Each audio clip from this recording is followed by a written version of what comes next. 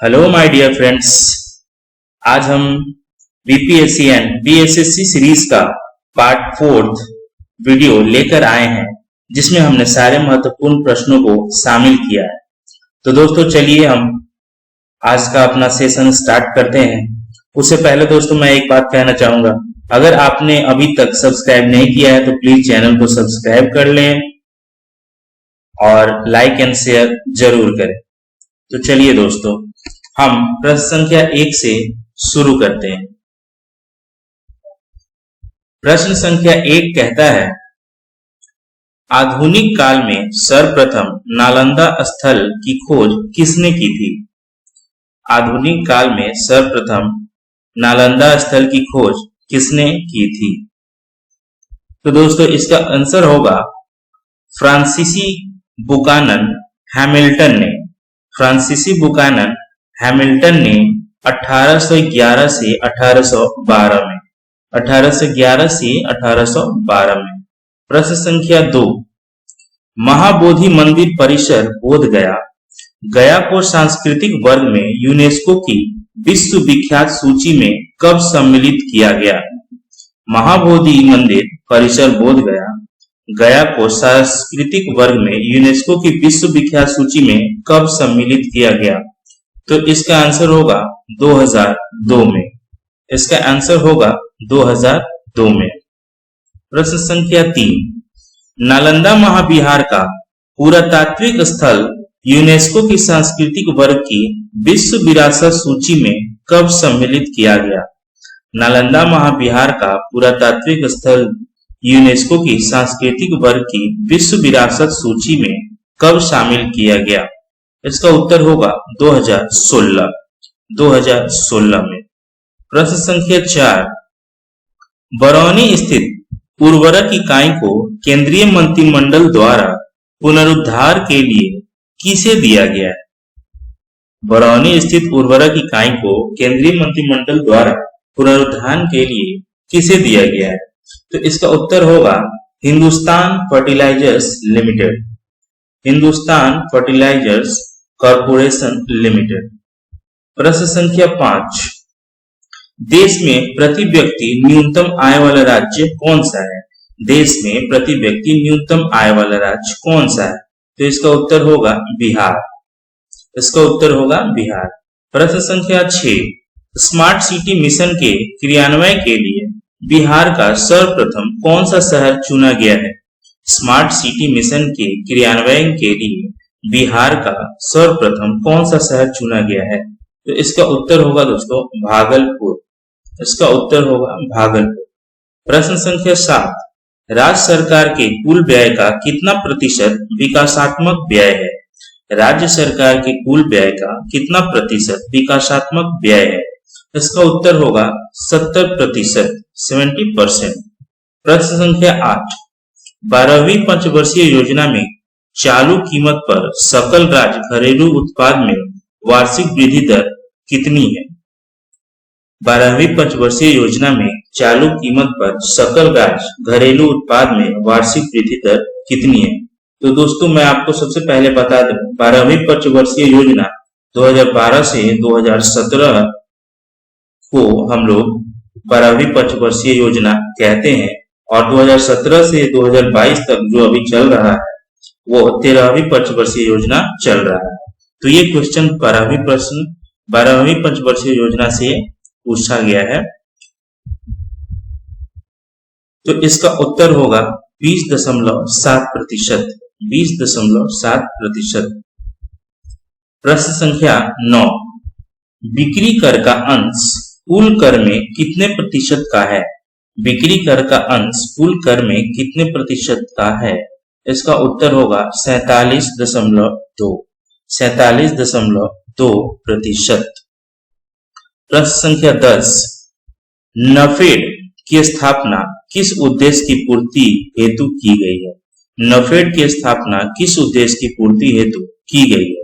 तो दोस्तों इसका उत्तर होगा कृषि उपजों के विपणन के लिए। कृषि उपजों के विपणन के लिए। प्रश्न संख्या 11, पर्यावरण सुरक्षा act, environment protection act, EPA कब लागू हुआ? पर्यावरण सुरक्षा एक्ट कब लागू हुआ? इसका उत्तर होगा दोस्तों 1986 में। प्रश्न संख्या 12, राष्ट्रीय पर्यावरणीय अधिकरण act, national environment tribunal act NETA कब अस्तित्व में आया?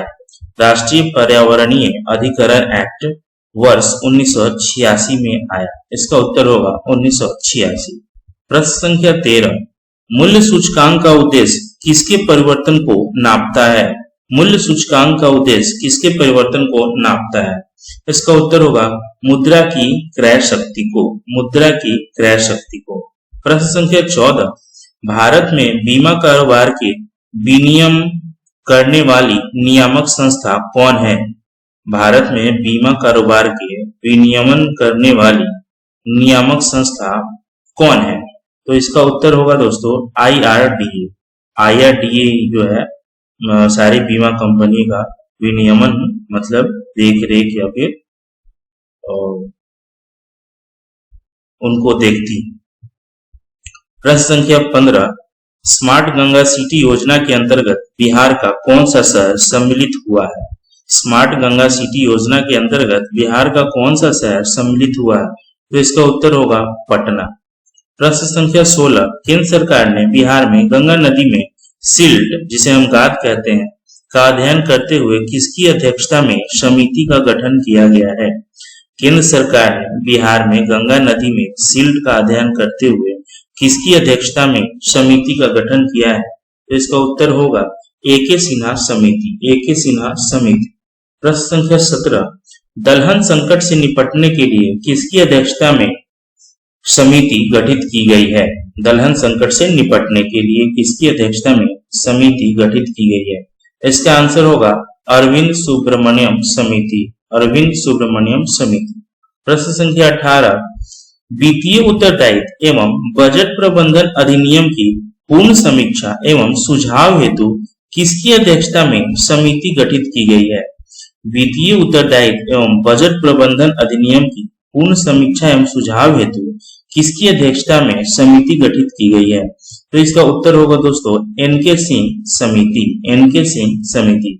प्रश्न संख्या 19, क्रिकेट प्रशासन में भ्रष्टाचार एवं हितों के टकराव पर सर्वोच्च न्यायालय द्वारा गठित समिति कौन सी है? क्रिकेट प्रशासन में भ्रष्टाचार एवं हितों के टकराव पर सर्वोच्च न्यायालय द्वारा गठित समिति कौन सी है? इसका उत्तर होगा RM लोढ़ा समिति, RM लोढ़ा समिति। प्रश्न संख्या 20, अंत्योदय योजना के अंतर्गत प्रति माह कितने किलोग्राम अनाज उपलब्ध कराया जाता है? अंत्योदय योजना के अंतर्गत प्रति माह कितने किलोग्राम अनाज उपलब्ध कराया जाता है? तो इसका उत्तर होगा 35 किलोग्राम, 35 किलोग्राम। प्रश्न संख्या 21, भारत किस तरह की अर्थव्यवस्था है? भारत किस तरह की अर्थव्यवस्था है? तो इसका उत्तर होगा मिश्रित अर्थव्यवस्था, मिश्रित अर्थव्यवस्था। प्रश्न संख्या 22, बंद अर्थव्यवस्था जिसे हम क्लोज्ड इकोनॉमी कहते हैं कौन सी अर्थव्यवस्था है? क्लोज्ड इकोनॉमी कौन सी अर्थव्यवस्था है? इसका उत्तर होगा जिसमें न तो निर्यात और न आयात होता, जिसमें न तो निर्यात न आयात होता हो। प्रश्न संख्या 23, बिहार में सार्वजनिक वितरण प्रणाली की दुकानों की संख्या कितनी है? बिहार में सार्वजनिक वितरण प्रणाली की दुकानों की संख्या कितनी है? तो दोस्तों इसका उत्तर होगा 42,059, 42,059। प्रश्न संख्या 24, मानव विकास सूचकांक किस अर्थशास्त्री की देन है? मानव विकास सूचकांक किस अर्थशास्त्री की देन है? इसका उत्तर होगा महबूब उल हक, महबूब उल हक। प्रश्न संख्या 25, किसी अर्थव्यवस्था को सार्वजनिक और निजी क्षेत्रों में किस आधार पर वर्गीकृत किया जाता है? किसी अर्थव्यवस्था को सार्वजनिक और निजी क्षेत्र में किस आधार पर वर्गीकृत किया जाता है? तो इसका उत्तर होगा उद्यमों का स्वामित्व, उद्यमों का स्वामित्व के आधार पर। प्रश्न संख्या 26, जैसे जैसे अर्थव्यवस्था विकसित होती है राष्ट्रीय आय में तृतीय क्षेत्र का अंश क्या होता है? जैसे जैसे अर्थव्यवस्था विकसित होती है राष्ट्रीय आय में तृतीय क्षेत्र का अंश क्या होता है? तो इसका उत्तर होगा बढ़ता जाता है, बढ़ता जाता है। प्रश्न संख्या 27, ड्रेन का सिद्धांत, the theory of drain, drain का सिद्धांत, द थ्योरी ऑफ ड्रेन, किसने प्रतिपादित किया था? किसने प्रतिपादित किया था? इसका उत्तर होगा दादाभाई नौरोजी। दादाभाई नौरोजी। प्रश्न संख्या 28, हिंदू वृद्धि दर किससे संबंधित है? हिंदू वृद्धि दर किससे संबंधित है? तो ये राष्ट्रीय आय से संबंधित है। राष्ट्रीय आय से संबंधित है। प्रश्न संख्या 29, भारतीय रिजर्व बैंक के द्वारा नकद कोष अनुपात में कमी की जाती है, तो इसका साख सृजन पर क्या प्रभाव होगा? भारतीय रिजर्व बैंक के द्वारा नकद कोष अनुपात में कमी की जाती है, तो इसका साख सृजन में क्या प्रभाव होगा? तो इसका उत्तर होगा दोस्तों वृद्धि होगी। वृद्धि होगी। प्रश्न संख्या 30, भारतीय जीवन बीमा निगम की स्थापना कब हुई थी? भारतीय जीवन बीमा निगम की स्थापना कब हुई थी? इसका उत्तर होगा दोस्तों 1956 में। 1956 में। प्रश्न संख्या 31, नई मुद्रा यूरो किस वर्ष में प्रारंभ की गई? ये जो यूरो मुद्रा है वो किस वर्ष में प्रारंभ की गई? तो ये 1999 में प्रारंभ की गई थी। प्रश्न संख्या 32, बजटीय घाटे का योग और सरकार का बाजार ऋण तथा दायित्व का योग क्या कहलाता है? बजटीय घाटे का योग और सरकार का बाजार ऋण तथा दायित्व का योग क्या कहलाता है? तो दोस्तों ये राजकोषीय घाटा कहलाता है। राजकोषीय घाटा कहलाता है। प्रश्न संख्या 33, आर्थिक नियोजन विषय किस सूची में है? आर्थिक नियोजन विषय किस सूची में? तो ये समवर्ती सूची में आता है। समवर्ती सूची में आता है। प्रश्न संख्या 34, एशिया का सबसे बड़ा पशु मेला बिहार के किस स्थान पर आयोजित किया जाता है? एशिया का सबसे बड़ा पशु मेला बिहार के किस स्थान पर आयोजित किया जाता है? तो इसका उत्तर होगा सोनपुर। सोनपुर में। प्रश्न संख्या 35, बिहार के किस जिले ने राष्ट्रीय पुरस्कारों के लिए MNREGAP मनरेगा ऐप का चयन किया? बिहार के किस जिले ने? इसका उत्तर होगा नालंदा। नालंदा। प्रश्न संख्या 36, मालगुडी डेज किसने लिखी थी? मालगुडी डेज किसने लिखी थी? तो इसका उत्तर होगा R.K. नारायण। R.K. नारायण। प्रश्न संख्या 37, वाल्मीकि राष्ट्रीय उद्यान बिहार के किस जिले में है? वाल्मीकि राष्ट्रीय उद्यान बिहार के किस जिले में है? इसका उत्तर होगा पश्चिम चंपारण। पश्चिम चंपारण। प्रश्न संख्या 38, पटना में नगर निगम की स्थापना कब की गई थी? पटना में नगर निगम की स्थापना कब की गई थी? तो इसका उत्तर होगा 1952 में। पटना में नगर निगम की स्थापना 1952 में की गई थी। प्रश्न संख्या 39, मौलिक अधिकारों की सुरक्षा के रूप में कौन कार्य करता है? मौलिक अधिकारों की सुरक्षा के रूप में कौन कार्य करता है? इसका उत्तर होगा सर्वोच्च न्यायालय और उच्च न्यायालय। सर्वोच्च न्यायालय और उच्च न्यायालय। प्रश्न संख्या 40, बिहार के मोतिहारी स्टेशन का नया नाम क्या है? बिहार के मोतिहारी स्टेशन का नया नाम क्या है? तो इसका नया नाम बापू धाम। बापू धाम मोतिहारी। प्रश्न संख्या 41, भगवान महावीर ने निर्वाण किस स्थान पर प्राप्त किया? भगवान महावीर ने निर्वाण किस स्थान पर प्राप्त किया? तो ये पावापुरी में। आंसर होगा पावापुरी। प्रश्न संख्या 42, ये पावापुरी दोस्तों बिहार में ही है। ओके। प्रश्न संख्या 42, 1857 के विद्रोह के दौरान बिहार में क्रांतिकारियों का नेता कौन था? 1857 के विद्रोह के दौरान बिहार में क्रांतिकारियों का नेता कौन था? तो आंसर होगा बाबू वीर कुंवर सिंह। बाबू वीर कुंवर सिंह। प्रश्न संख्या 43, किस शहर को बिहार का इलेक्ट्रॉनिक सिटी कहा जाता है? किस शहर को बिहार का इलेक्ट्रॉनिक सिटी कहा जाता है? तो उत्तर होगा हाजीपुर। हाजीपुर को। प्रश्न संख्या 44, बिहार में कितने क्षेत्रीय ग्रामीण बैंक है? बिहार में कितने क्षेत्रीय ग्रामीण बैंक है? तो इसका उत्तर होगा दोस्तों 3, उत्तर बिहार, मध्य बिहार और दक्षिण बिहार ग्रामीण बैंक 3। प्रश्न संख्या 45, किसने महात्मा गांधी का ध्यान यूरोपीय इंडिगो प्लांटर्स द्वारा किसानों के शोषण की ओर आकर्षित किया? किसने महात्मा गांधी का ध्यान यूरोपीय इंडिगो प्लांटर्स द्वारा किसानों के शोषण की ओर आकर्षित किया गया? इसका उत्तर होगा राजकुमार शुक्ल। राजकुमार शुक्ल।